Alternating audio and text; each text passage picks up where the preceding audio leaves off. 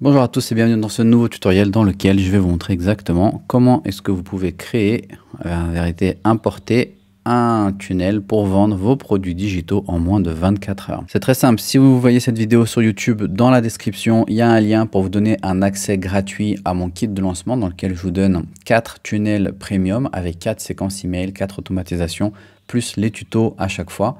Et si vous êtes déjà dans l'espace membre, vous avez juste besoin de cliquer juste en dessous pour importer le template. Si vous n'avez pas encore de compte System.io, vous pouvez en créer un en cliquant sur le bouton juste ici.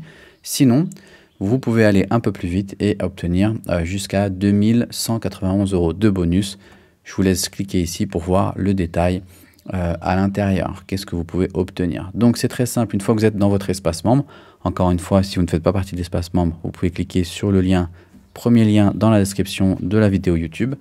Une fois que vous êtes ici, la première chose que nous allons faire, c'est importer le template du tunnel et importer la séquence email. Je clique donc ici pour importer le template. Le temps qu'il se charge, je reviens dans mon espace membre et je clique ici pour importer la séquence email. Une fois que les deux éléments sont importés, j'ai juste besoin de rafraîchir la page pour m'assurer que le statut de mon tunnel soit actif. Une fois que c'est le cas, je vais aller cliquer à droite sur les 3 points, aller dans paramètres et je m'assure que le nom de domaine du tunnel soit correct et je m'assure, si vous avez plusieurs noms de domaine, je m'assure si je souhaite de changer le nom du tunnel et également d'avoir la bonne devise dans la bonne monnaie et d'avoir activé les différents moyens de paiement. Une fois que c'est bon, je clique sur sauvegarder et je clique sur mon tunnel pour rentrer à l'intérieur de mon tunnel. On voit qu'ici, c'est un tunnel en 4 étapes avec une page de vente, une page de paiement avec un formulaire pour récupérer les coordonnées bancaires de vos clients et facturer vos clients, une page d'upsell pour augmenter les ventes, booster les ventes avec une vente flash et une page de confirmation. Sur chacune de ces pages, à chaque fois, ce que vous souhaitez faire, mais vous pouvez le faire en dernier, c'est de simplement personnaliser le chemin de l'URL. Vous voyez qu'ici, vous avez une suite de chiffres et de lettres. Je vous recommande fortement d'utiliser le branding du produit que vous vendez. Si vous vendez une formation, ça pourrait très bien être formation en ligne et vous mettez le nom en fait de la formation comme vous le souhaitez, d'accord? Pas d'espace. À chaque fois, si vous souhaitez mettre un espace, vous vous assurez de mettre un petit trait entre les deux. Cliquez à côté, automatiquement, ça sauvegarde. Et pareil pour chacune des pages que vous allez utiliser et paramétrer. Dans les pages de paiement, on créera ensemble un produit pour la page de paiement et on créera ensemble un produit, si on le souhaite, pour l'upsell. Ce qu'on peut faire également, et on le fera ensemble, c'est ajouter un order bump, mais je vous montrerai comment le faire directement. Lorsque vous êtes ici, ce que nous allons faire juste après, une fois que nous aurons personnalisé nos pages, c'est créer ensuite nos tags que l'on va mettre à l'intérieur pour déclencher des automatisations et créer un workflow pour déclencher, en fait, c'est lui qui va gérer l'automatisation, de dire tel tag va dans tel endroit ou sort de tel endroit. Donc, pour l'instant, ce que nous allons faire, c'est tout simplement cliquer sur modifier la page pour rentrer dans notre page de vente.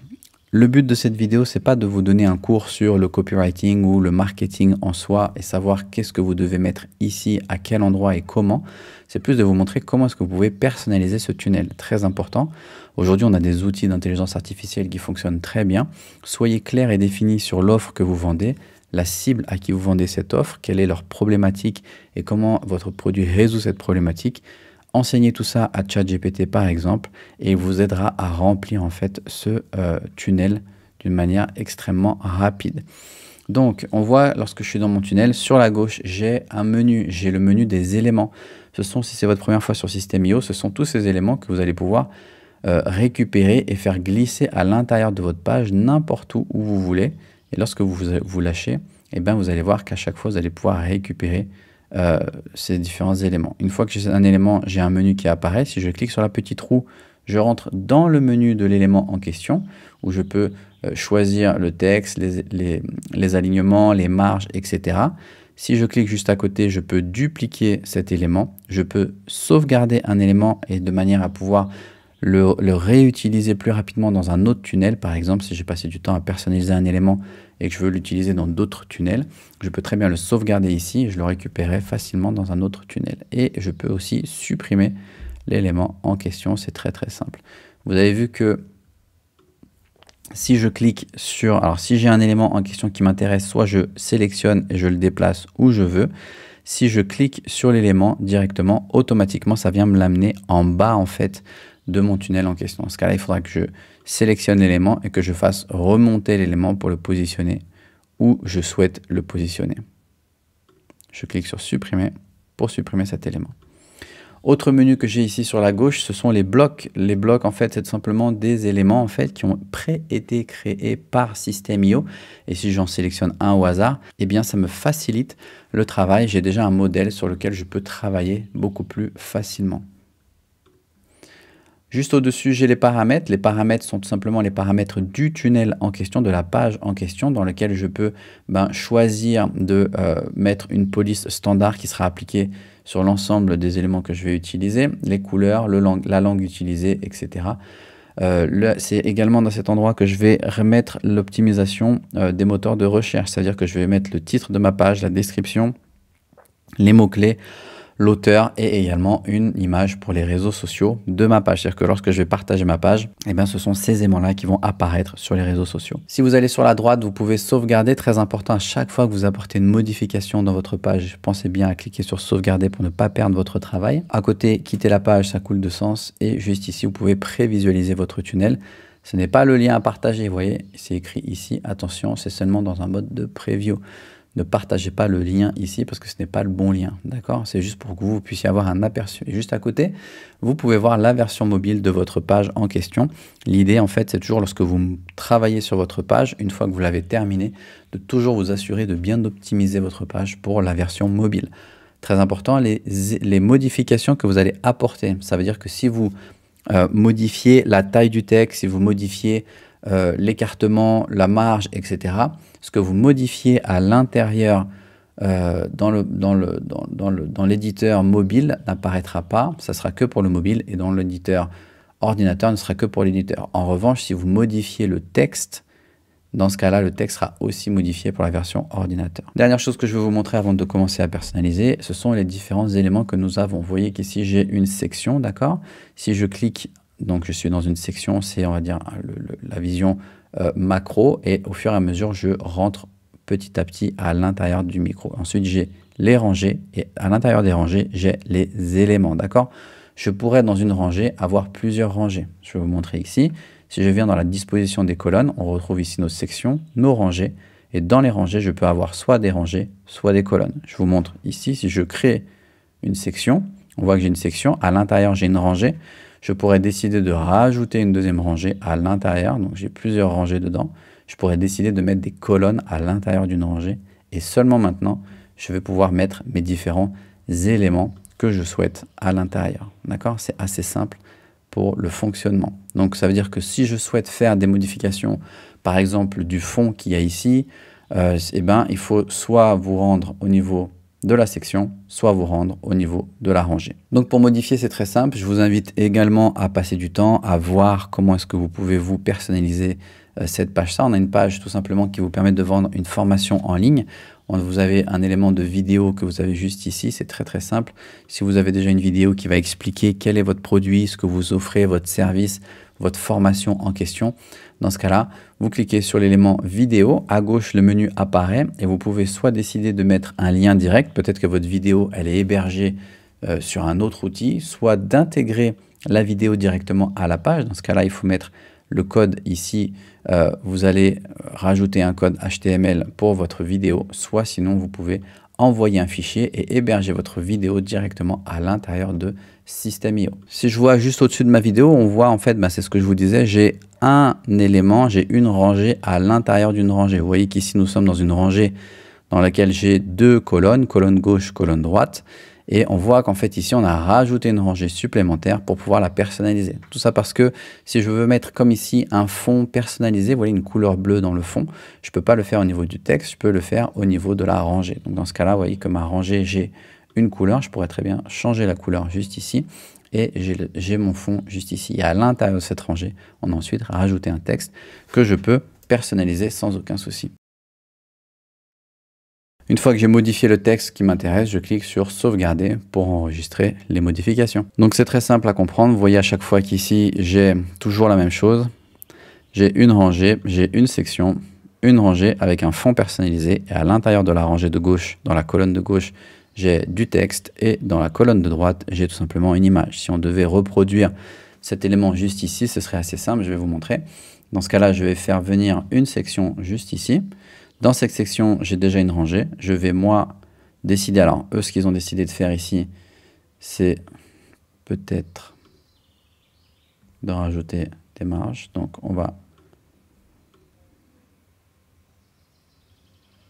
je pourrais sans aucun problème supprimer celle-ci et mettre comme eux 2 colonnes juste là. Donc j'ai rajouté ma rangée avec 2 colonnes. On voit qu'ici, vous voyez que mes colonnes elles sont beaucoup plus larges que celles ici. Je vais vous montrer comment est-ce qu'on fait ça.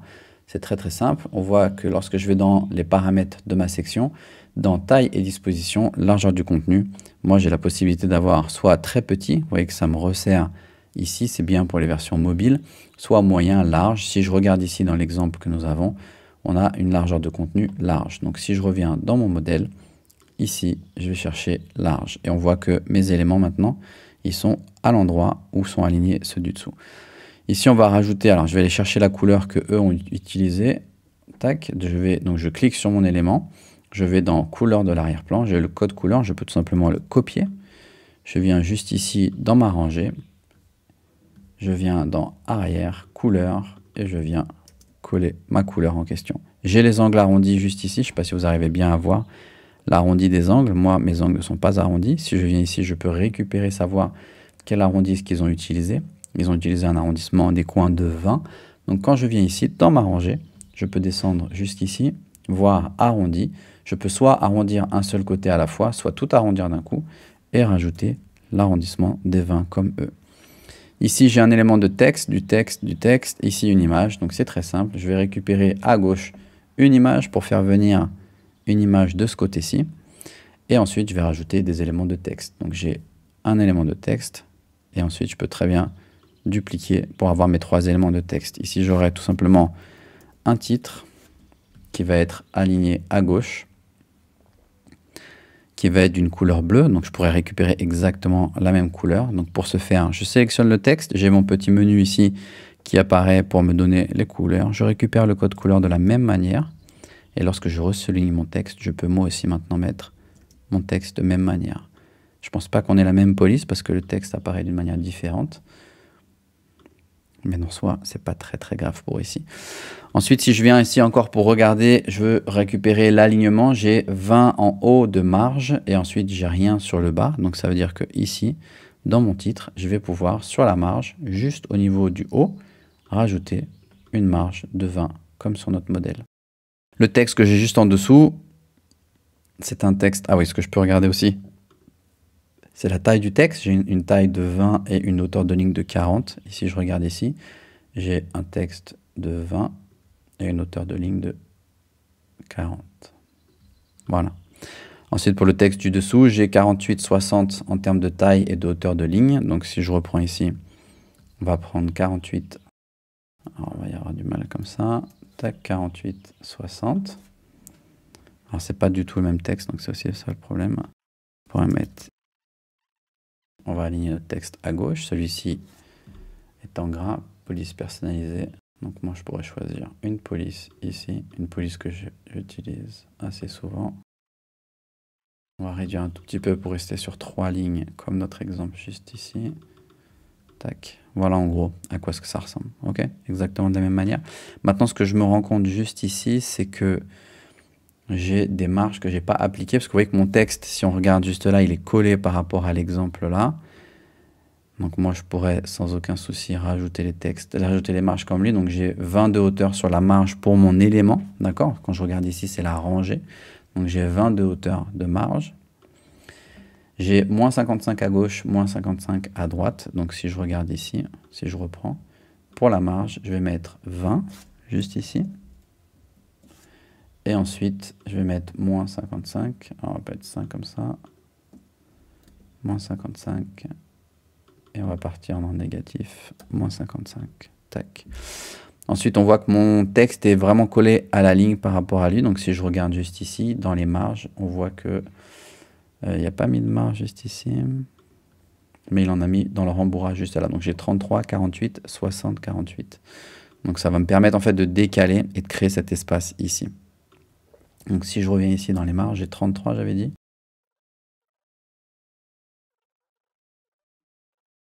Donc voilà, j'ai exactement le même profil. Pour l'image, bon, ici, moi, j'ai pas l'image en question, mais je pourrais très bien aller chercher une image.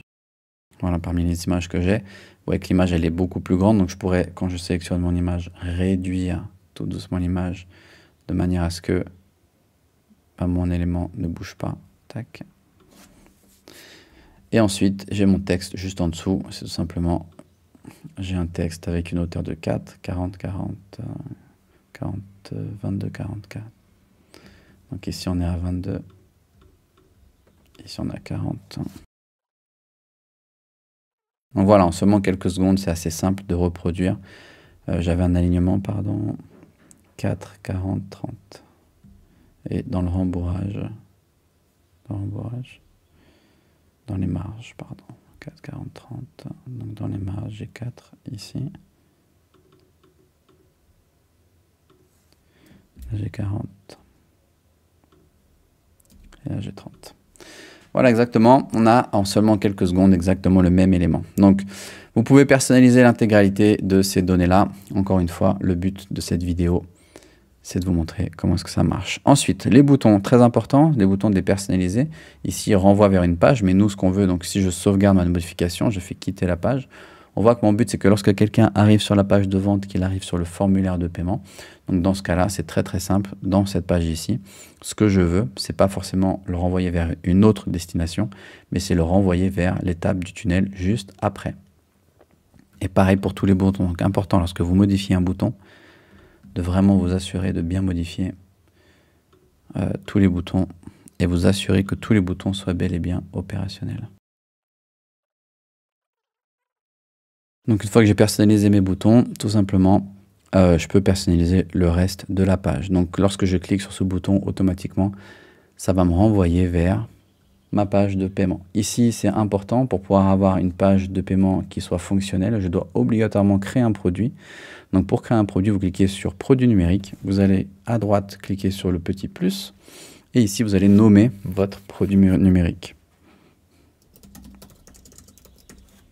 Une fois que vous l'avez nommé, vous pouvez très bien décider d'attribuer une ressource. Ça veut dire que vous allez lui attribuer un tag. Ça, on pourra le faire quand on aura créé les tags. Et je peux décider que lorsque quelqu'un achète ce produit, automatiquement, ça lui donne accès à une formation, par exemple. Ça lui donne accès à une communauté ou ça lui donne accès à un événement à l'intérieur de mon calendrier. Nous, ce qui nous intéresse ici, ce n'est pas forcément pour l'instant les ressources, c'est plutôt de créer un nouveau tarif. Donc, je remplis mon formulaire pour le tarif. Je choisis le mode de paiement, paiement unique, paiement par abonnement, ça veut dire que tous les mois, il va y avoir, ou toutes les semaines, ou tous les ans, ou tous les jours, il va y avoir un prélèvement, paiement par plan. C'est lorsque vous avez un tarif, par exemple, de 100 € et vous offrez la possibilité de payer en 4 fois sans frais, admettons, ça va être 4 paiements mensuels de 25 € ou hebdomadaires, c'est vous qui allez pouvoir le paramétrer. Nous allons choisir paiement unique et nous allons choisir un tarif de 7 €. Vous pouvez décider d'inclure ou d'exclure les taxes et ensuite vous cliquez sur sauvegarder. Et vous sauvegardez le produit que vous venez de créer. Donc mon produit est créé. Donc quand vous arrivez ici, c'est exactement la même chose. Vous avez les différents éléments que vous pouvez modifier et personnaliser, rajouter de la preuve sociale, etc. Vous avez votre formulaire, très important. Vous avez les modes de paiement. Encore une fois, tous ces éléments-là, ils sont ici dans paiement, d'accord? Vous voyez que j'ai les modes de paiement, les frais de transport. Je peux personnaliser à souhait, toujours de la même manière, en faisant apparaître un élément au bon endroit, d'accord? Tout simplement. Et de personnaliser cette page. Lorsque quelqu'un clique sur enregistrer, ici on va tout simplement enregistrer le paiement et les informations du contact. Et pareil pour le upsell, c'est exactement de la même manière. Vous pouvez créer un produit pour le upsell, avoir un tarif pour l'upsell et un tarif pour l'order form en fonction du upsell. Si vous regardez la page du upsell, c'est exactement la même chose. Vous avez une vidéo et surtout important sur l'upsell, la façon dont ça fonctionne, c'est que les coordonnées bancaires ont déjà été enregistrées dans le formulaire de paiement. Donc le upsell, lui, il sert uniquement à valider un autre paiement. Donc c'est-à-dire que juste en cliquant, bouton pour accepter l'offre, et ici, on peut supprimer, vous voyez, bouton pour refuser l'offre. Donc ça, c'est très important lorsque vous avez ici un bouton pour accepter et un bouton pour refuser. Et ces boutons, vous les retrouvez juste ici dans les éléments de paiement ici, bouton pour accepter l'offre et bouton pour refuser l'offre. C'est important d'avoir les deux sur votre page. Bien souvent, forcément, le bouton pour accepter l'offre, il est beaucoup plus visible que le bouton pour refuser l'offre. Donc pareil, personnalisez cette page en fonction de votre branding, de votre page, de votre offre.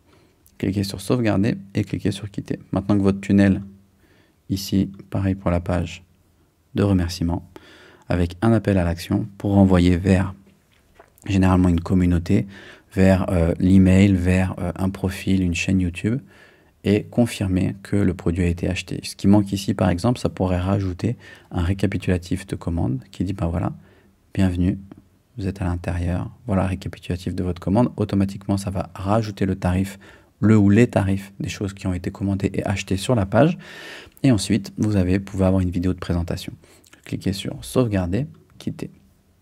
Donc maintenant, ce qui nous intéresse, c'est comment est-ce qu'on va utiliser cette campagne. Cette campagne, elle a été importée, je vous le rappelle. Donc on veut créer en fait les tags. Quels sont les tags dont nous allons avoir besoin? Si vous regardez bien ici, sur notre page de vente, lorsque je clique pour aller sur la page de paiement et que j'ai mon produit à 7 € par exemple, on voit que sur la page de vente, en fait, j'ai pas de formulaire. Donc on pourra avoir deux façons de faire ça. Soit je clique sans un formulaire, j'atterris directement sur cette page-là, soit je oblige de laisser l'adresse email pour pouvoir laisser l'adresse email et atterrir sur la page du formulaire. L'avantage et l'inconvénient.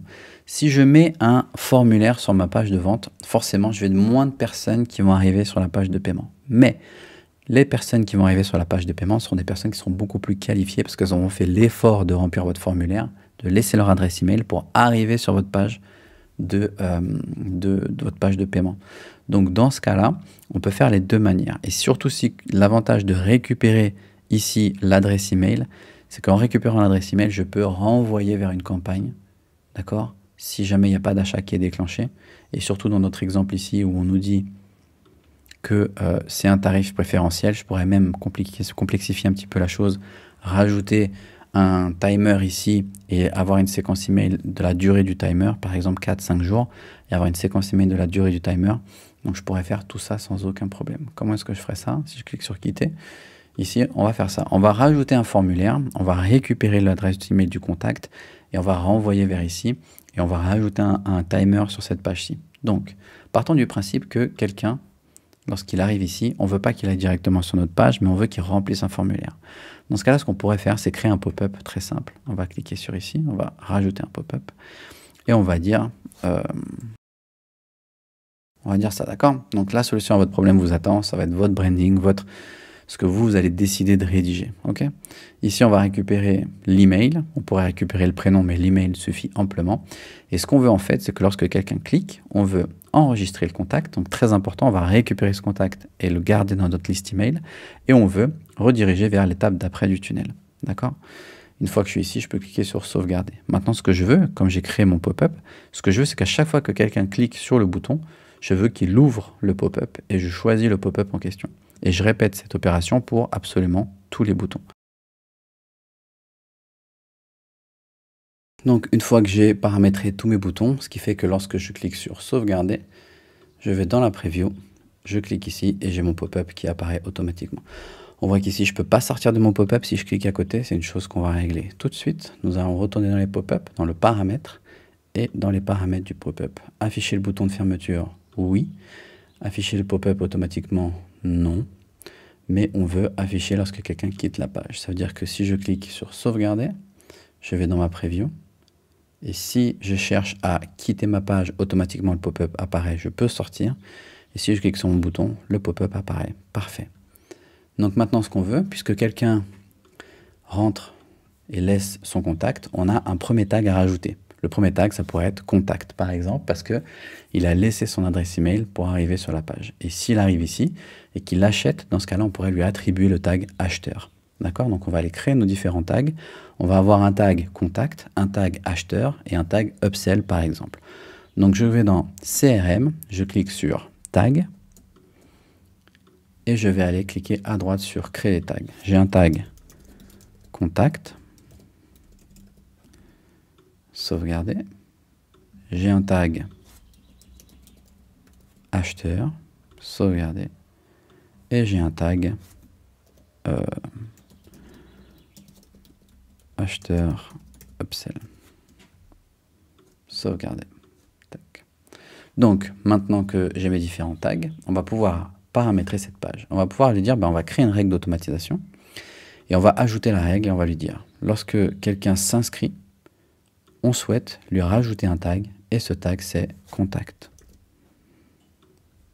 Sauvegarder. Ensuite, lorsque quelqu'un arrive sur cette page-ci, si je regarde encore une fois ma page, je pourrais augmenter en fait la peur de manquer parce qu'on voit que j'ai une offre spéciale de 47 € au lieu de 199 € et on voit que j'ai un message qui me dit attention, le tarif augmente bientôt. D'accord?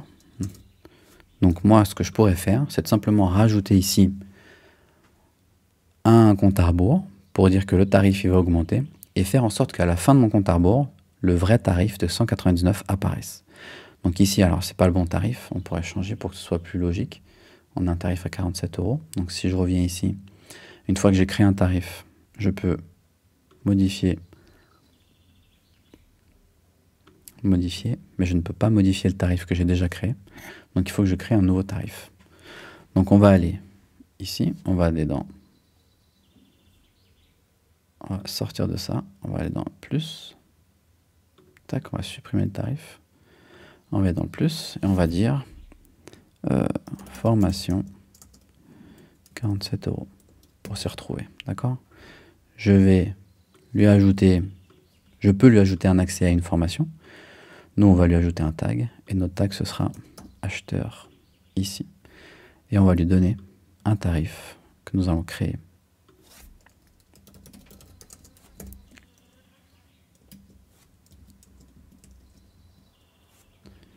Et on va lui dire formation 47. Tac. Et on aura notre tarif de 47 €. Et je clique sur sauvegarder et sauvegarder. Ce qui fait que maintenant, lorsque je vais dans ma page ici, j'ai bel et bien mon tarif à 47 €. Donc, ce qu'on veut maintenant, c'est tout simplement dire, sur les éléments à gauche, je vais rajouter un compte à rebours, et je peux le mettre ici. Et mon compte à rebours, admettons que je lui donne, alors soit c'est une date fixe, soit c'est un délai pour l'automatiser, et je lui donne peut-être, je ne sais pas combien d'emails est-ce que j'ai. J'ai 5 emails, et bien je pourrais très bien lui donner 5 jours ici. Parce qu'on va lui envoyer un email par jour pendant 5 jours. Donc une fois que le contact arrive sur cette page-ci, automatiquement, ça va déclencher le compte à rebours. Si je fais quitter, donc il laisse son contact, automatiquement, ça va déclencher le compte à rebours. Et surtout, le plus important, en fait, c'est que lorsqu'il va laisser son contact, on va déclencher notre première séquence, par exemple. On pourrait même l'avoir en double. Donc on pourrait, regardez, on pourrait celle-là avoir une séquence pour contact. Ok. Et on pourrait dupliquer cette séquence lorsque quelqu'un achète. Et le but, c'est pas de le laisser. On pourrait dupliquer. Et celle-ci, elle s'appellerait pas contact. Mais elle s'appellerait par exemple. Si je vais là, modifier. Et elle s'appellerait acheteur. Sauvegarder. Donc maintenant, comment est-ce que ça fonctionnerait?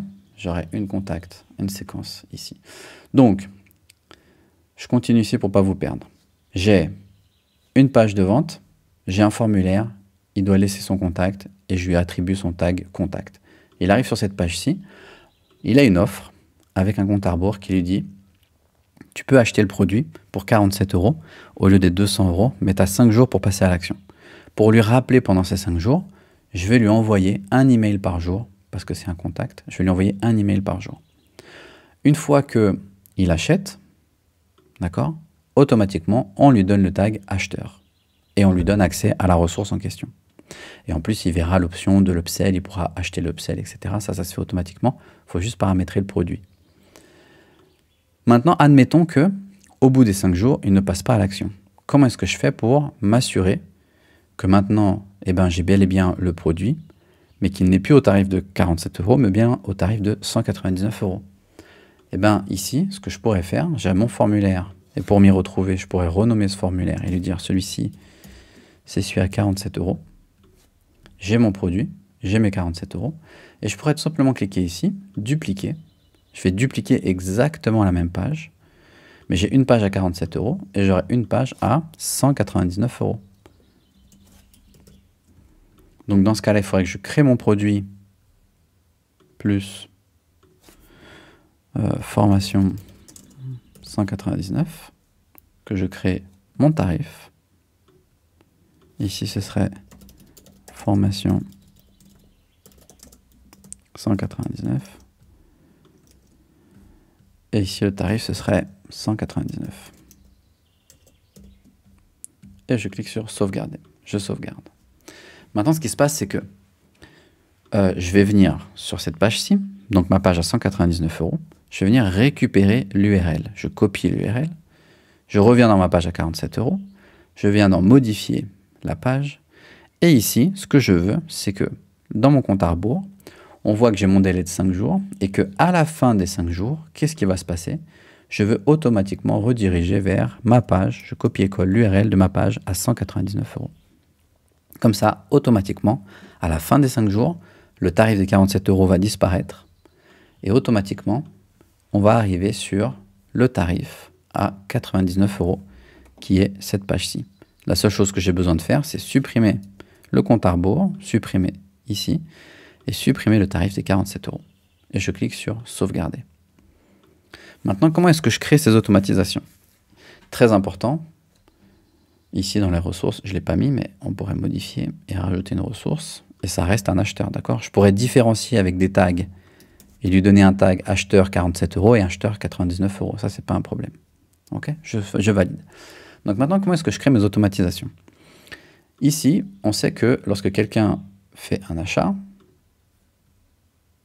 automatiquement, il va avoir le tag. Alors, c'est un peu particulier parce qu'on l'a mis dans le tarif, mais ça fonctionne aussi. Je pourrais ce tag acheteur ne pas le mettre ici, le supprimer et le mettre dans la règle d'automatisation. Lorsque quelqu'un réalise un achat, une nouvelle vente, on lui attribuerait le tag acheteur. Je pourrais le mettre ici aussi sans aucun problème. D'accord? Je pourrais mettre mon tag acheteur juste ici. Donc, ce qui va se passer, c'est que lorsque quelqu'un arrive et obtient le tag contact, on veut le lancer dans notre campagne contact. Donc, comment est-ce qu'on fait? Pour ce faire, on va aller créer un workflow très simple. On va en créer plusieurs, en fait. Donc, le premier workflow qu'on va créer, ça va être un workflow pour les contacts, par exemple. Je viens activer mon workflow et je clique sur le workflow en question. Et là, le truc, c'est de dire, quel est le déclencheur? Lorsque le tag contact est ajouté, dans ce cas-là, moi, j'aime toujours mettre un délai de 2-3 minutes. Automatiquement, je veux une action, et l'action, ça va être de le faire rentrer dans une campagne. Et là, on ira dans la campagne contact. Forcément, pendant cette campagne, elle dure 5 jours. Donc, on va le laisser tranquille pendant 5 à 6 jours. Et au bout du 6e jour, on va le faire sortir de la campagne contact. OK? Donc, il reçoit le tag, il remplit le formulaire, et il arrive sur cette page, il reçoit le tag contact, on le fait rentrer dans la séquence email automatique qui va lui dire « Hey, tu as montré ton intérêt pour un produit, le tarif il est de 47 € au lieu de 200 €. Attention, le temps passe, passe à l'action. » Et ça va être pendant 5 jours en automatique. À la fin des 5 jours, s'il n'a pas acheté, il sortira automatiquement de cette campagne et il verra automatiquement le nouveau tarif des 199 €. J'aurais rien besoin de faire. Maintenant, admettons que pendant ces 5 jours, il achète. Donc dans ce cas-là, il faut qu'on crée un deuxième workflow. Et là, c'est un acheteur. OK? Donc, si c'est un acheteur, on va activer ici. Je viens créer. Et ici, en fait, quel va être le déclencheur? Il aura reçu le tag acheteur. Donc, s'il a reçu le tag acheteur, comme je vous dis, moi, je fais toujours patienter. En fonction du volume que vous avez, ce n'est pas forcément nécessaire. Je fais patienter 2 minutes. Il a le tag acheteur. Donc, la première chose qu'on veut faire, c'est le sortir de la campagne contact. Parce que ce n'est plus un contact, c'est un acheteur. On va le faire patienter 2 minutes. Et maintenant, on va le faire rentrer dans la campagne. Par exemple, acheteur. On sait que ma campagne acheteur, elle dure 5 jours, admettons. pour lui expliquer les bienfaits, pourquoi il a acheté ça, peut-être lui vendre quelque chose, lui proposer quelque chose de plus élaboré, de supplémentaire. Et au bout des 5 jours, il va sortir de la campagne acheteur parce qu'on n'aura plus besoin de l'avoir dans cette campagne. Ok? Donc très très simple. Donc dans ce cas-là, je récapitule. J'arrive ici, je remplis mon adresse email, j'obtiens le tag contact. Ce tag me fait rentrer dans la séquence email automatique acheteur. Automatiquement, ça déclenche le compte à rebours. Et j'ai 5 jours pour passer à l'action et bénéficier d'un tarif préférentiel. Au bout des 5 jours, automatiquement, si je reviens sur cette page, je ne verrai plus que le tarif à 199 €. Et admettons, dans le cas de figure où quelqu'un achète le produit à 47 €, il ne verra pas cette page. La page suivante dans le tunnel, pour lui, ce n'est pas cette page. C'est la page du upsell. Pareil que s'il a passé le délai des 5 jours pour les 47 € et qu'il est sur la page des 199 € et qu'il achète le produit à 199 €, pour lui, la page suivante, c'est la page du upsell. Donc, vous aurez encore la possibilité de revendre le upsell, même s'il passe le délai. Et tout ça en automatique. Donc ensuite, ce qui me reste à faire, c'est dans ma campagne, il vous reste à personnaliser les emails. Vous assurez, lorsque vous cliquez sur un email et que vous avez personnalisé, vous avez rajouté le bon lien. Attention, parce que maintenant, vous avez 2 pages de paiement. Donc, assurez-vous d'avoir le bon lien de la bonne page de paiement. Une fois que c'est fait, il vous suffit, lorsque vous cliquez sur sauvegarder, enregistrer, et bien de vous assurer que vous laissez un délai supplémentaire ou nécessaire entre les différentes pages. Donc ça veut dire que ici, cet email, ça va être le tout premier email, donc il va être envoyé immédiatement. Donc je clique sur activer. On voit que maintenant mon email il est actif et on voit que j'ai l'email numéro 2. Et donc l'email numéro 2, lorsque je l'aurai personnalisé, je clique sur enregistrer et lui je vais le placer juste après l'email numéro 1. Il sera envoyé après l'email numéro 1. Et je vais attendre un jour entre l'envoi des 2 emails. Donc si je clique sur activer, on voit que j'ai jour 1, jour 0, premier email, jour 1, un jour après, deuxième email, etc., etc. Et sans aucun problème, vous pouvez augmenter la durée du timer ou la réduire, et augmenter ou réduire la durée de la séquence email. Donc si je récapitule, vous avez une page de capture. Cette page, elle vous permet de présenter votre offre. Lorsque vous avez présenté votre offre et que quelqu'un montre son intérêt, il peut cliquer pour laisser son contact. S'il laisse son contact, automatiquement, il va aller sur la page qui lui propose un tarif préférentiel. Il aura un délai de 5 jours pour pouvoir bénéficier de ce tarif préférentiel, remplir ses coordonnées. Pendant ces 5 jours, automatiquement, il va recevoir une séquence d'emails qui tous les jours va lui rappeler une ou plusieurs fois par jour. Vous pouvez envoyer plusieurs emails par jour aussi. Une ou plusieurs fois par jour, lui rappeler l'importance et l'intérêt de passer à l'action. Encore une fois, les emails ils sont pré-rédigés, vous avez le squelette. Vous mettez votre offre, vous expliquez à ChatGPT votre offre et vous lancez. ChatGPT va vous aider à rédiger ces emails et vous relisez pour vous assurer que ça corresponde bien à votre style. S'il passe le délai et qu'il achète dans le délai des 5 jours, automatiquement, il voit le upsell et ensuite, remerciement, on lui donne le produit. Et dans ce cas-là, il passe dans la campagne acheteur pour lui expliquer comment fonctionne le produit, les intérêts, etc. Peut-être même lui vendre quelque chose de supplémentaire par la suite. S'il dépasse le délai des 5 jours, automatiquement, il va sortir de la campagne contact. Il ne va pas rentrer dans la campagne acheteur et il verra, s'il reclique sur le lien, dans le même email, par exemple 3 jours après la fin au bout du 7e jour, il clique sur l'email, et ben, il verra qu'il a perdu l'opportunité et que maintenant le tarif est automatiquement celui de 199 €. Voilà, n'hésitez pas, si vous avez des questions, à les poser dans les commentaires. Encore une fois, si vous souhaitez récupérer ce kit, vous avez un lien dans la description pour pouvoir récupérer ce kit de lancement avec 4 email templates, avec 4 templates de tunnel premium et également les séquences email. Et vous avez aussi la possibilité de récupérer plus de 2000 € de bonus. Je vous explique tout à l'intérieur. Merci encore et à bientôt.